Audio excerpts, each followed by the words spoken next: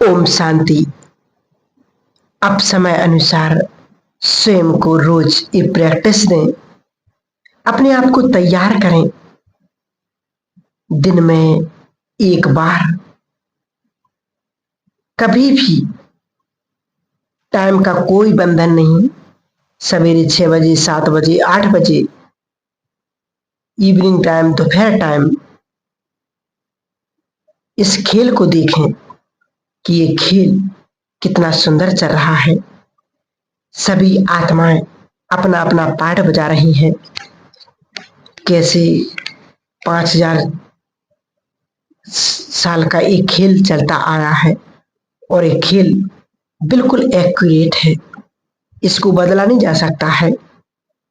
ये कल्याणकारी है और मैं इसमें हीरो एक्टर हूं। सभी आत्माएं अपना अपना पार्ट बजा रही हैं। एक बार सभी जरूर चिंतन के साथ इस 5000 साल के चक्र को देखा करें कि कितना सुंदर समय चल रहा है मेरे जीवन में। तो वास्तव में बहुत आनंद आएगा और चित्त शांत हो जाएगा। साक्षी भाव हमारे अंदर बढ़ता जाएगा, क्योंकि जो कुछ इस संसार में अब होने जा रहा है, बड़े ध्यान से सुने कि अब जो कुछ इस संसार को अब देखना पड़ेगा, जो हम सब देख भी रहे हैं और जो होने वाला है, वो कोई सरल काम नहीं है। इसलिए बाबा के शब्द हैं, जैसे मैं ऊपर बैठ करके इस खेल को साक्षी होकर के देखता हूं, वैसे तुम्हें भी अब इस खेल को साक्षी होकर के देखना है, क्योंकि ये समय अब बदलने वाला है। इस 5000 साल के चक्र में बहुत बड़े सीन आ रहे हैं और आने वाले हैं। हम सब देख रहे हैं कि ऐसे ऐसे सीन आ रहे जो कभी स्वप्न में भी संकल्प नहीं किया होगा कि क्या ऐसा भी हो सकता है। तो सचमुच हम सब देख भी रहे हैं कि समय के अनुसार इस दुनिया में क्या क्या हो रहा है और क्या क्या होने वाला है, ये तो किसी को पता नहीं। परंतु बाबा ने हम सभी बच्चों को विशेष अटेंशन तो दिलाया ही है, सावधानियां तो दी ही हैं कि बच्चे ऐसा समय आ रहा है कि जिसकी हम कल्पना भी नहीं कर सकते हैं। इसलिए समय को देखकर हमें निश्चिंत भी रहना है और निर्भय भी रहना है और बहुत खुश भी रहना है, क्योंकि इस बात का ध्यान रहे कि मानसिक रोग बढ़ते जा रहे हैं दुनिया में। जैसे जैसे विनाश का समय आ रहा है, मानसिक रोगों की सुनामी आ रही है। हर व्यक्ति पीड़ित हो जाएगा, किसी को डिप्रेशन होगा, कोई बहुत सोचते सोचते इसका शिकार बन जाएगा। कई आत्माएं ऐसी हैं जो रात को सो नहीं पा रही हैं, नींद नहीं आ रही, रात दिन चल रहे, उठ रहे, बैठ रहे, लेकिन उनको नींद नहीं आ रही है। तो बाबा कहते अब समय अनुसार मुझे अब क्या धारणा करनी है। तो हमें बहुत हल्का रहना है और अपना इजी नेचर, सब कुछ अच्छा होगा मेरे साथ, एक बात। और दूसरी बात ये, बहुत खुश रहना है, क्योंकि ये खुशी ही ज्ञान में बहुत जरूरत है। और तीसरी बात, इस स्वयमान में रहे, जिससे हमारे संकल्प बहुत पावरफुल रहेंगे और हमें शक्तियां मिलेगी। बाबा ने कहा सब कुछ होगा दुनिया में, उसका इफेक्ट हमारे ऊपर ना पड़े, इसके लिए इन धारणाओं की हमें बहुत बहुत आवश्यकता है। बहुत अच्छी तरह से धारण करनी है। अभी से तैयारी करें और अपने को दुनिया के बंधनों से मुक्त करते जाएं। क्योंकि ये समय अब उलझने का नहीं, सुलझने का है। क्योंकि व्यक्ति कहीं ना कहीं फंस ही गया है वस्तु वैभव पदार्थ में, इसलिए उसके वाइब्रेशंस नेगेटिव हो रहे हैं। तो हम इन थोड़ा सा इन चीजों से बचेंगे, अपने आप को डिटैच करेंगे। हम सब जानते हैं कि बाहर मुक्ता एकदम एक दिन में नहीं छूट जाएगी, परंतु लंबी यात्रा को तय करना पड़ता है। अपने आप को हर चीज से डिटैच, जैसे बाबा एक उदाहरण देते थे कि जब हलवा पूर्ण हो जाता है तो वो किनारे छोड़ देता है। हम भी पूर्ण होंगे, परफेक्ट होंगे, तो सब बंधन जो बंधे हुए हैं वो धीरे धीरे छूटते जाएंगे और हम परफेक्ट बनते जाएंगे। तो हमें भी बहुत ही अच्छी तरीके से अभ्यास करना है, चाहे देहधारियों से मोह हो, चाहे वस्तु वैभव पदार्थ से हो, चाहे स्थान हो, अलौकिक परिवार, लौकिक परिवार, कोई भी चीज हो, घर हो, संबंध हो, संपर्क हो, अपने आप को न्यारा करते जाए। यही हमारा मुख्य लक्ष्य होना चाहिए। क्योंकि बाबा अब देख रहे हम सब कि मूल्यों में कैसा कैसा, अब तो बाबा स्पष्ट कह रहे कि बच्चे अब अपने पुरुषार्थ को ऐसा करो, ऐसा ऐसा समय आने वाला है, ऐसा ऐसा होगा। तो अपने आप को वास्तव में अब उलझाने का समय नहीं, सुलझने का समय है। अच्छा योग करें और अमृत वेले का रस प्राप्त करें। इन दो चीजों से हमारी स्थिति बहुत सुंदर बन जाएगी। हम सब जानते हैं ये दो चीजें ही हमारे प्राण है, ब्राह्मण जीवन का आधार है। क्योंकि इसी से हमारे जीवन को खुराक मिलती है, बल मिलता है और हम शक्तिशाली बन जाते हैं। क्योंकि आज संसार में हर व्यक्ति की एक समस्या होगी वास्तव में कि कहीं ना कहीं किसी ना किसी बात से मन उदास रहता है, परेशान रहता है, डिस्टर्ब रहता है। लेकिन वो कौन सी बात है वो उसको पता भी नहीं है कि कौन सी बात से मैं परेशान हूं, कौन सी बात से मैं डिस्टर्ब हूं। क्योंकि वास्तव में अब समय अनुसार हर आत्मा का हिसाब किताब चुकता हो रहा है। हर आत्मा का पूर्व जन्म का कर्म उसके सामने आ रहा है और उसको डिस्टर्ब कर रहा है, और उसको स्वयं को मालूम नहीं है कि मेरे जीवन में ऐसा क्यों हो रहा है। परंतु बाबा ने कहा अब समय की मांग है, अब वो समय सचमुच आ गया है। हर व्यक्ति परेशान, बीमार, उदास है।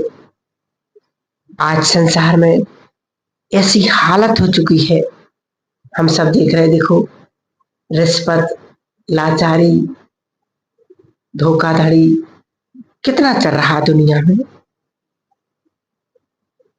क्योंकि दुनिया कितनी दौड़ती जा रही है, हर आत्मा इतनी भागती जा रही है, परंतु हम भगवान के लिए टाइम निकालें। दुनिया में लोग तो ये भी भूल गए कि भगवान भी कोई चीज होती है। इसलिए संसार क्या कर रहा, क्यों कर रहा, किस लिए कर रहा, हमें उन सभी चीजों में ना जाते हुए स्वयं को शक्तिशाली बनाना है, स्वयं के पुरुषार्थ को देखना है। वास्तव में यही समय की मांग है। और देखो मुरली का भी बहुत सुंदर रस लेकर के हमें सुनना है। आजकल तो मोबाइल पर भी आ जाती है, तो घर पर ही बैठ करके सुन लेते, पढ़ लेते। परंतु बाबा ने कहा कि मुरली का रस ही अलग है। जैसे हम सब को देखते हैं कि जब मधुबन जाते वो अलग बात, जब हम सेंटर पर जाते वो अलग बात, और हम घर पर सुनते वो अलग बात हो जाती है। अलग अलग रस प्राप्त होता है। और जब हम सेंटर पर जाते हैं तो वहां पर जब हम 10 मिनट योग करते हैं, फिर हम बाबा के महावाक्य सुनते हैं, तो जीवन में एक अलग ही एक खुशी, एक सुकून, अलग अनुभव होता है।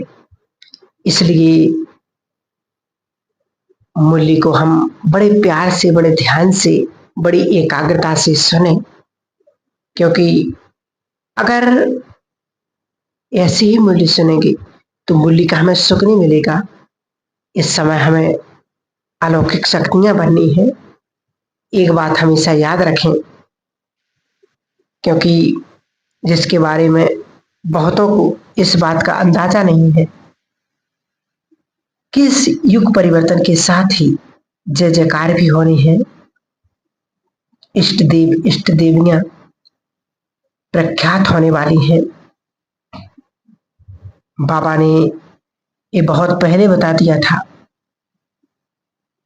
कि बाबा ने कहा जो शास्त्र आदि में दिखाया है कि वो अंत के समय में अब वही होगा, वो प्रैक्टिकल में होने वाला है। भगवान के साथ एक संसार में एक वास्तव में आध्यात्मिक क्रांति आ जाएगी।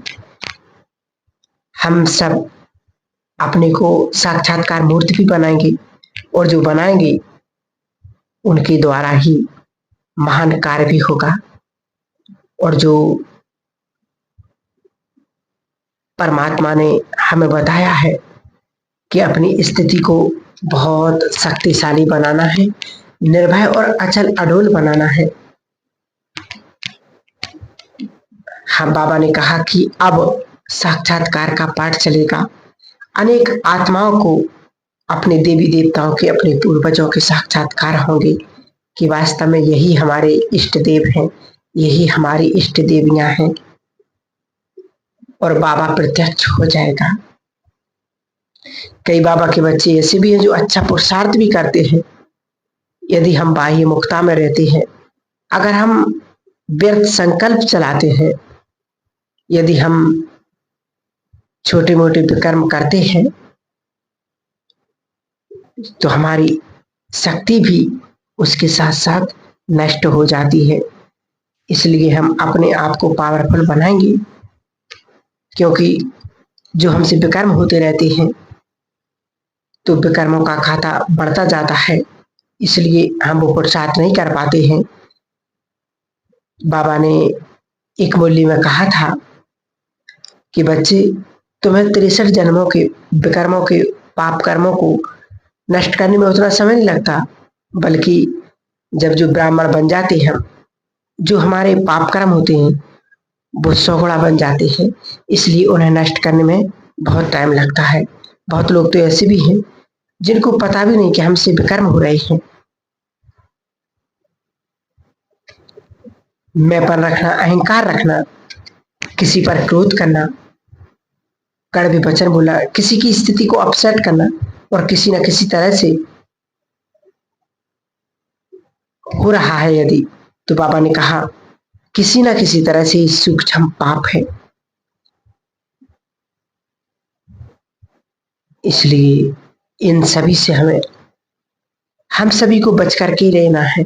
इन चीजों को हम लक्ष्य बना लें कि बाबा के मूल्यों में बहुत अच्छी अच्छी बातें आ रही हैं, साकार में भी और अव्यक्त में भी। जितना हम ध्यान से सुनेंगे, पढ़ेंगे, मनन चिंतन करेंगे, तो आपके अंदर ये पुरुषार्थ करने की जागृति आ जाएगी। इसलिए मूल्यों को सुनते सुनते हमें अपनी पवित्रता को भी बढ़ाना है। पवित्र आत्मा ही से कभी कोई पाप कर्म नहीं हो सकता है। पवित्र आत्मा ही सृष्टि का श्रृंगार है, पवित्र आत्मा ही महान आत्मा है। बाबा ने एक मूल्य में कहा कि पवित्र आत्मा के सामने यदि कोई नेगेटिव आत्मा आ भी जाती है, तो तुम्हारे पवित्र संकल्पों के द्वारा उनके विचारों को तुम शुद्ध कर सकते हो। उनके विचार अपने आप बदल जाएंगे। तुम अपने संकल्पों के द्वारा उनके नेगेटिव संकल्प भी नष्ट कर सकते हो। इसलिए हमें अपने पुरुषार्थ पर बहुत ध्यान देना है। समय को देखते हुए, ड्रामा के ज्ञान को याद करते हुए भी अचल अडोल रहना है। साक्षी भाव को भी बढ़ाते जाएंगे, क्योंकि जो संसार में हो रहा है ये वही हो रहा है, ये सत्य हो रहा है, क्योंकि वो हुआ था इसलिए हो रहा है।